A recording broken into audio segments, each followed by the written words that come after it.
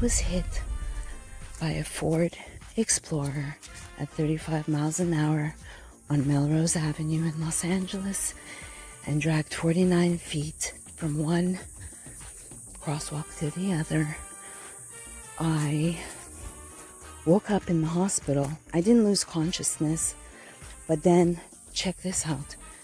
Luckily, because I was near Beverly Hills, I ended up at Cedars. I think it would have been a different outcome if I went to a county hospital. So you really have to thank your blessings and see the silver linings, because it can always get worse. And we are seeing this every day. It's like, really? Thank you, Congressman. For testing and contact tracing, we're going to need billions of dollars. I mean, that's the amounts of investment that we're doing partially through CDC. So when I got to the hospital, like when I was hit, I had a near-death experience. I came back to, and I had a roaring engine to the left of me. I was laying on the floor. And the first thing I thought was, am I paralyzed? And I had a fear of red cars for many years. I refused to get in them, rent them.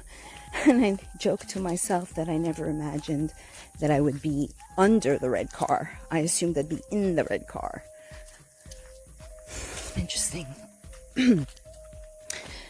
So I came back to, and when I told this to someone, that I actually had the thought, I'm going to stay awake because I'm going to report on this the best I can, because there's some things that faded from my memory. I'm sorry. Like one woman, listen,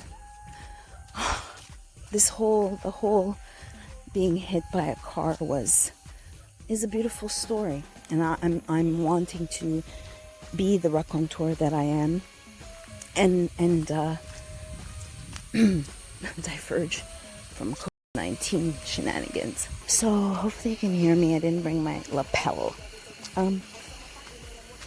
Wake up to the scene, and I had been sitting at the Earth Cafe, and prior to that, if we go back earlier in the day, which was 2004, 2004. Was it earlier? I think maybe it's 2002-ish. Yes. Okay, like after 9/11, and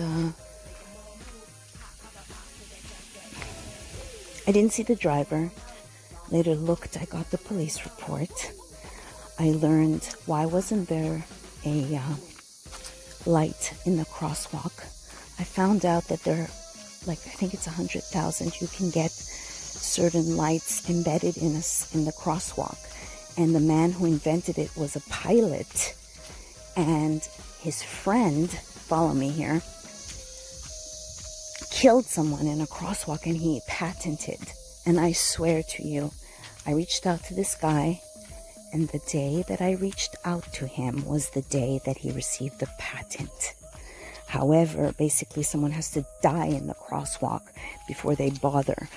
After I was hit there, they did end up putting a sign that had flashing lights at the crosswalk. This guy didn't see me. It was 6 o'clock. I put it all together. I used myself as a character, and I put back the events of the accident, the time, looking at the incident report, interviewing him, who he thought was a little bit, bizarre.